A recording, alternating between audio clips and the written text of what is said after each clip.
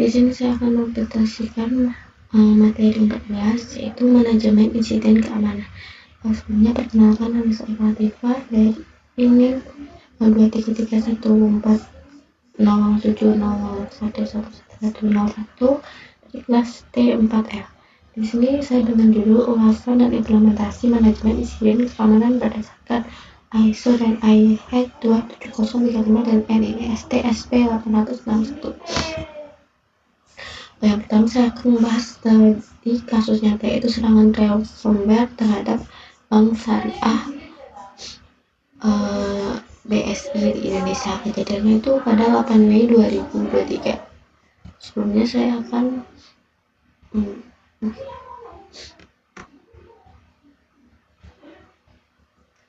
memberikan bukti beritanya.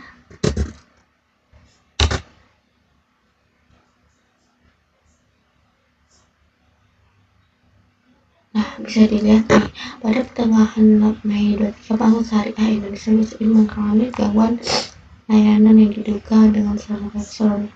Di sini sudah banyak beritanya ya. Pada tahun 2023. Nih, bisa lihat. Nah,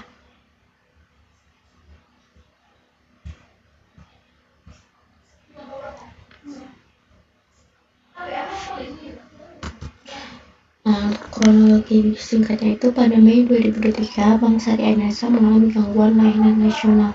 Pengguna tidak bisa mengakses mobile banking, ATM, hingga layanan cabang fisik. Setelah investigasi, BSI mengkonfirmasi bahwa telah terjadi serangan ransomware yang menyerang sistem IT internal. Kelompok hacker B3.0 mengklaim bertanggung jawab atas insiden ini dan bahkan menyebar sebagian data pribadi nasabah ke dark web sebagai bentuk tekanan agar BSI membayar kebutuhan. Data yang membocorkan di kabar itu mencapai 1, TB, termasuk informasi nasabah, transaksi, dokumen itulah dan laporan keuangan. Dampak insidennya itu yang pertama adalah hilangnya kepercayaan nasabah, yang kedua gangguan operasional selama lebih dari 3 hari, yang ketiga ada potensi pelanggaran regulasi, yang keempat perlindungan data pribadi, yang kelima ada kerugian reputasi dan finansial. Selanjutnya adalah SOP penanganan insiden keamanan berdasarkan ISO atau IEC 27035 SOP. Di sini saya sudah menyiapkan ISO yang cocok untuk masalah ini.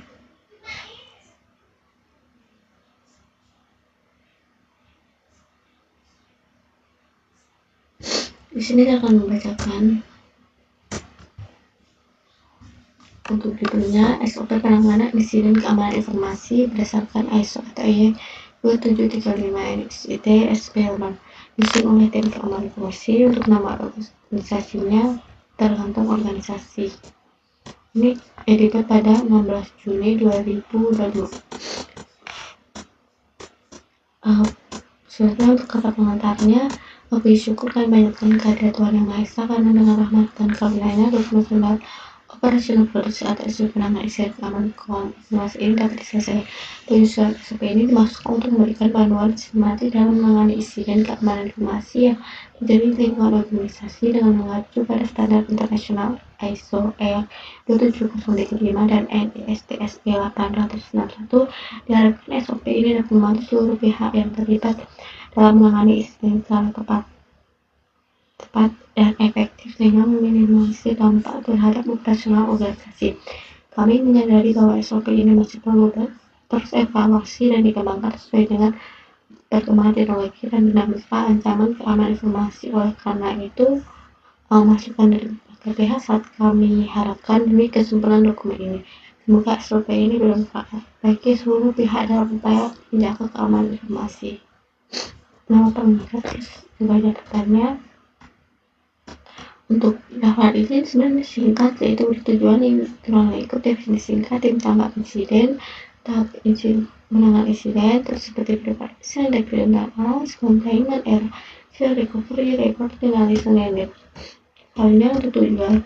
Jadi tujuan itu dokumen itu untuk memberikan panduan yang jelas dan sistematis dalam dengan izin keamanan informasi yang terjadi dalam koordinasi dengan mengacu pada standar internasional ISO atau IEC 27035 dan EN STP 861.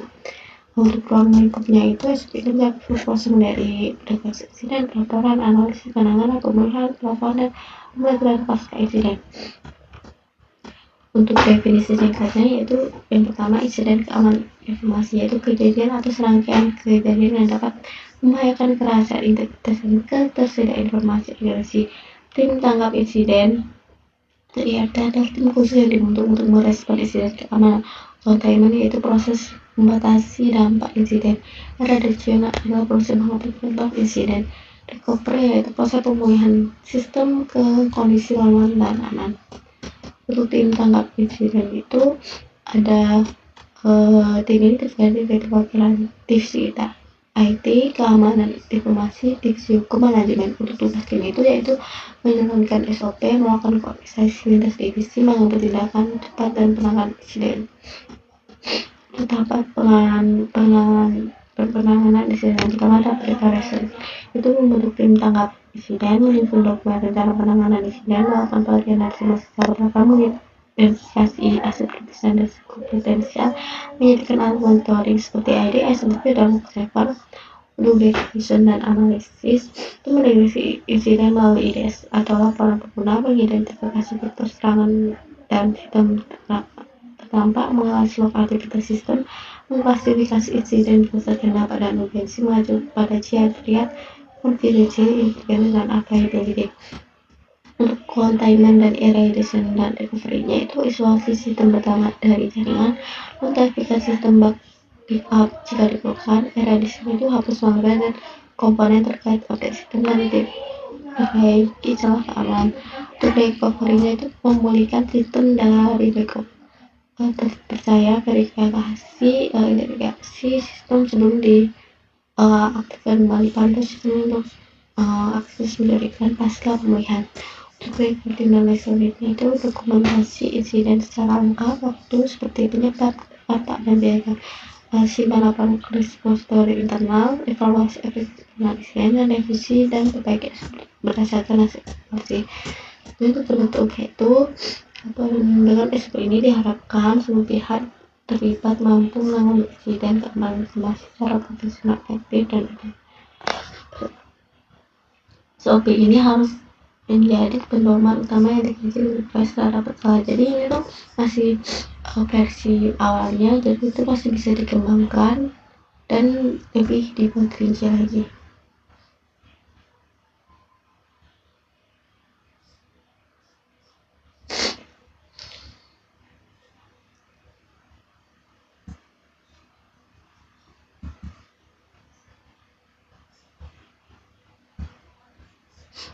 Selanjutnya apa sih manfaat dari SOP ini?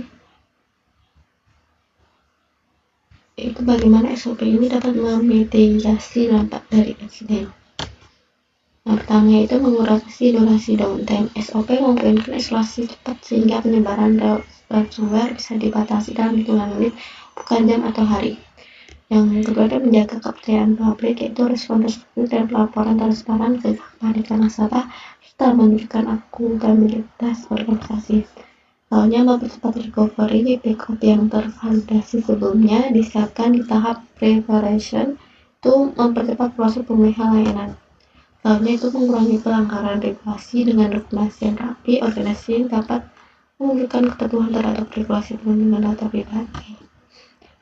Yang kelima ada pencegahan insiden ke masa depan. Hasil pembelajaran dapat digunakan untuk memperbaiki firewall dan akses kontrol, melatih karyawan terhadap phishing dan malware, melakukan autentikasi berlapis.